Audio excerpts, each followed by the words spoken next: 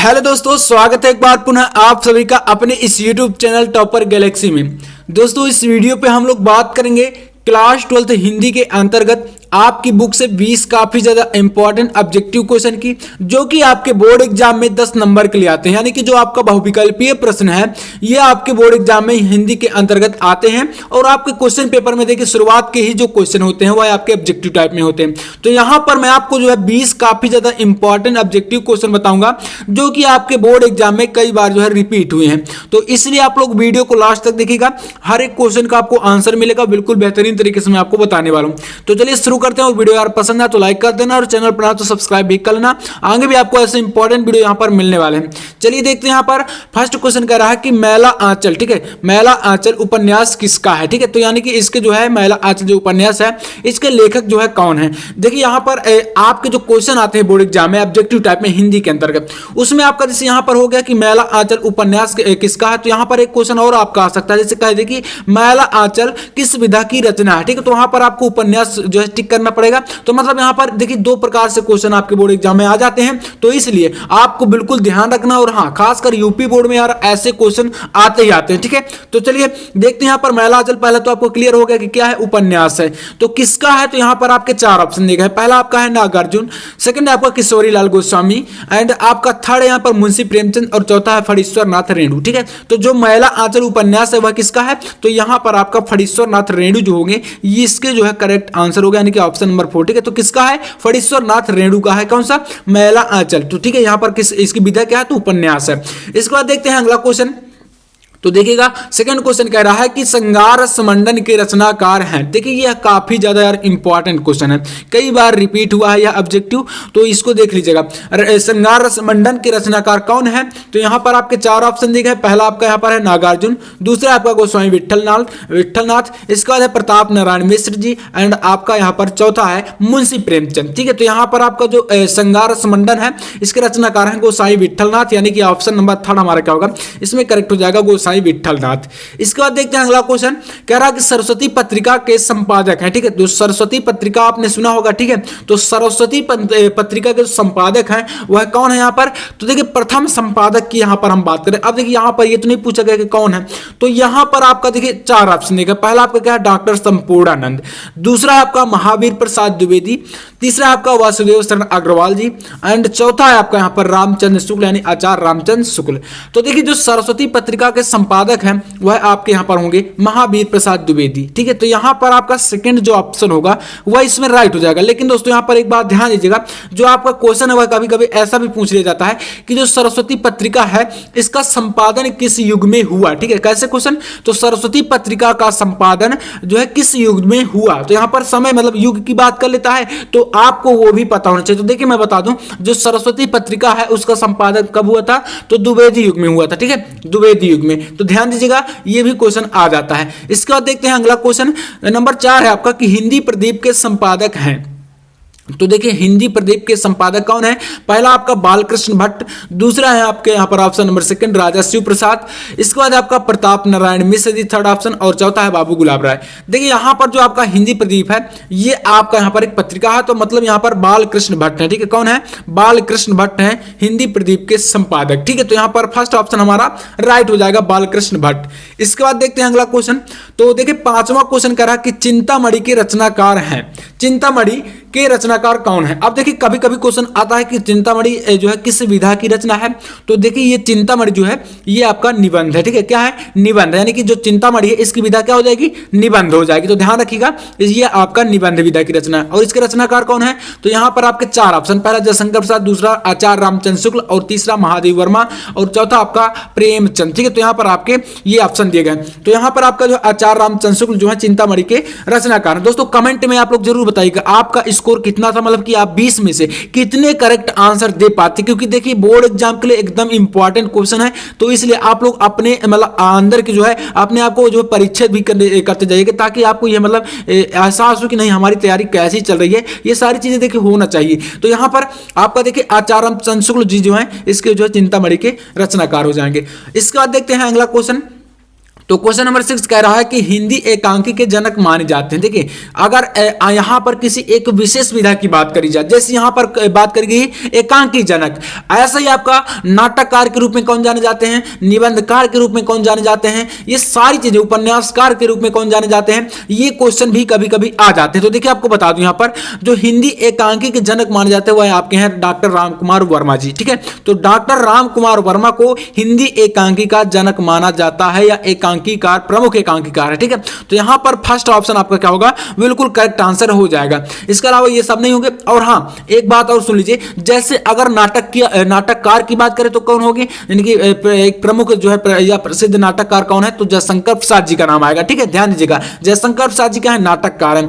और अगर आपसे पूछे कि उपन्यासकार के रूप में कौन है, तो मुंशी प्रेमचंद जी का नाम आएगा। ठीक है, तो वहां पर आपको क्या टिक करना है, मुंशी प्रेमचंद जी, यानी कि एक प्रसिद्ध जो उपन्यासकार होंगे तो मुंशी प्रेमचंद जी होंगे। अगर निबंधकार की बात करें तो वहां पर आपका आचार्य रामचंद्र शुक्ल जी होंगे। ठीक है, तो यहां पर ये सारी चीजें देखिए आपको पता होनी चाहिए। जैसे यात्रा वृत्तांत की बात करें तो राहुल शंकर त्यान जी का नाम आता है। इसी प्रकार संस्मरण लेखक की बात करें तो यहां पर महादेव वर्मा जी का नाम आता है। मतलब यहां पर किसी एक न एक जो है क्षेत्र में विशेष जो है रुचि रही है, तो इस प्रकार से क्वेश्चन आ जाते हैं, तो ध्यान देना है आपको। ठीक है, क्योंकि हिंदी है, कहीं से भी क्वेश्चन आ सकता है, तो इसलिए आपको सतर्क रहना है। ठीक है, हर प्रकार के क्वेश्चन पढ़ना पड़ेगा। इसके अलावा क्वेश्चन नंबर 7 कह रहा है कि आवारा मसीहा बहुत ही फेमस है। ठीक है, ये आपके बोर्ड एग्जाम के लिए एकदम इंपॉर्टेंट है, तो आपको पता भी होगा।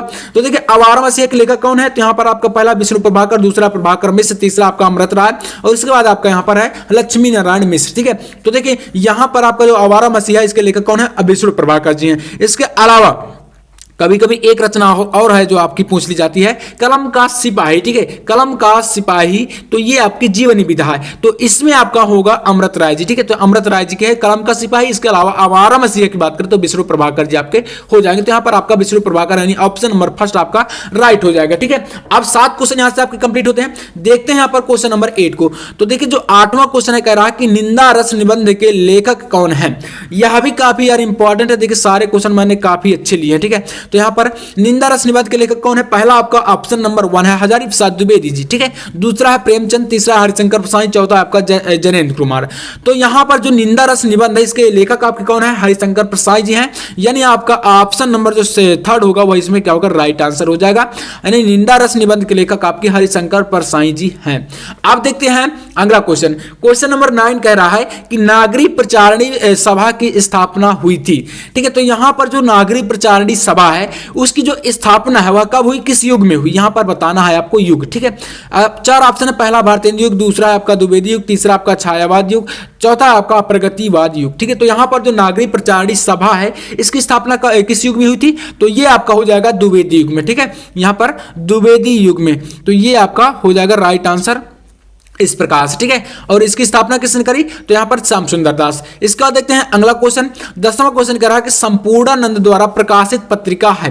तो देखिए पत्रिकाओं से भी यार क्वेश्चन काफी ज्यादा पूछे जाते हैं, तो इसलिए आप लोग ध्यान दीजिएगा।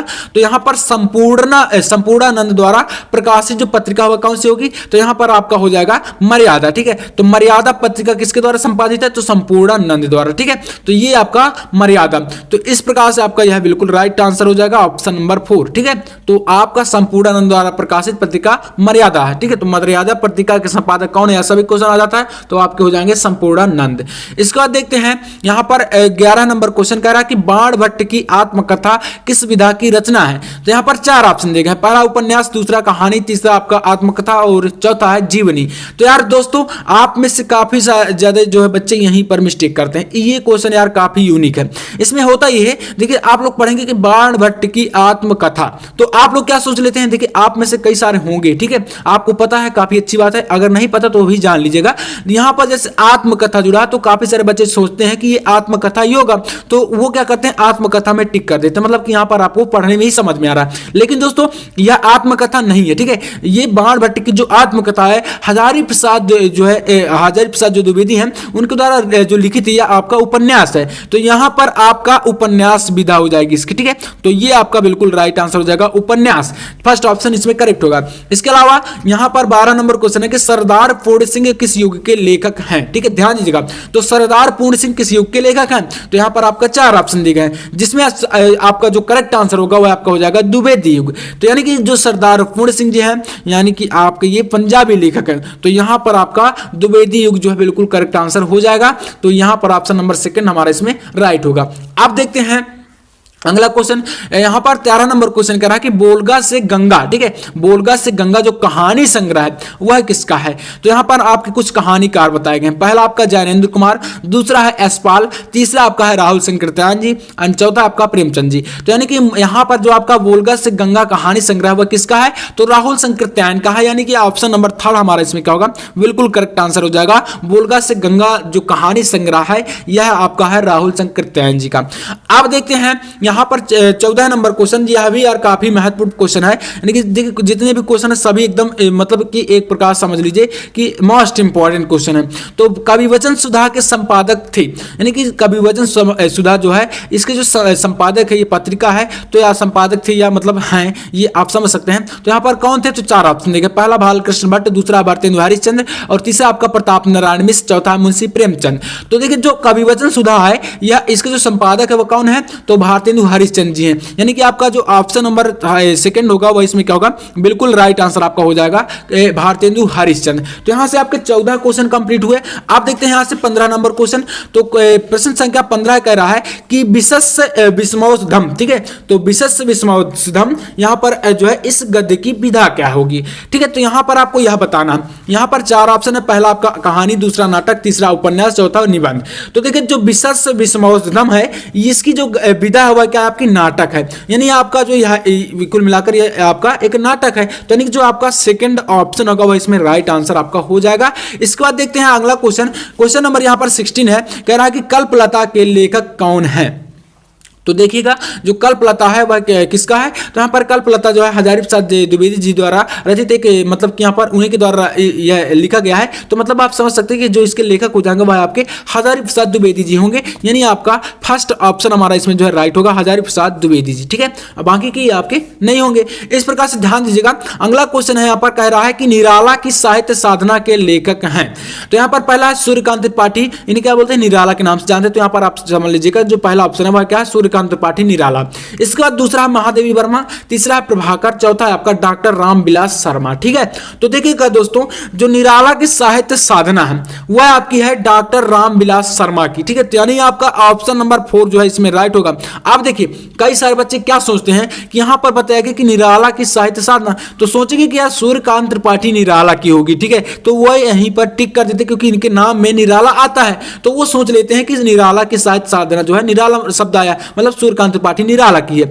तो यार ये गलती आप लोग बिल्कुल मत करिएगा, जो मैं आपको बता चुका हूं। जैसे बाण भट्ट की आत्मकथा एक उपन्यास है, इसी टाइप से निराला की साहित्य साधना आपकी रामविलास शर्मा जी की हो जाएगी। यहां पर सूर्यकांत त्रिपाठी निराला की नहीं होगी। तो इसमें कंफ्यूजन हो जाती है, ऐसे क्वेश्चन काफी ज्यादा रिपीट हो जाते हैं, बोर्ड एग्जाम में आते हैं। इसके बाद में यहां पर अगला क्वेश्चन है कह रहा है कि पुनर्नवा कृति के लेखक या इसकी विधा क्या है, ठीक है। तो जो पुनर्नवा है वह बाण भट्ट, जो आपका पुनर्नवा है इसकी जो आपकी विधा हो जाएगी वह आपकी तो देखिए उपन्यास होगी। इसके राइटर कौन है, तो यहाँ पर हजारी प्रसाद द्विवेदी जी हो जाएंगे। तो यानी कि आपका यहाँ पर जो थर्ड ऑप्शन होगा वह इसमें राइट हो जाएगा। तो यानी कि जो पुनर्नवा है इस कृति के लेखक हजारी प्रसाद द्विवेदी और विधा आपकी उपन्यास है, ठीक है। तो ये उपन्यास विधा की रचना है पुनर्नवा। आप देखते हैं अगला क्वेश्चन यहाँ पर 19 नंबर क्वेश्चन कह रहा है कि नीड़ का निर्माण फिर ये चैप्टर दोस्तों आपने छोटी क्लासों में पढ़ा भी होगा शायद, ठीक है। तो नीड़ का निर्माण फिर के लेखक कौन है। 4 ऑप्शन दिए गए, पहला श्याम सुंदर दास, दूसरा वियोगी हरि, तीसरा है राहुल संकीर्तन और चौथा है हरिवंश राय बच्चन, ठीक है। तो यहाँ पर जो नीड़ का निर्माण फिर है इसके जो लेखक है वह कौन है, तो यहाँ पर हरिवंश राय बच्चन जी हैं। यानी कि आपका यहाँ पर चौथा जो ऑप्शन होगा वह आपका राइट हो जाएगा।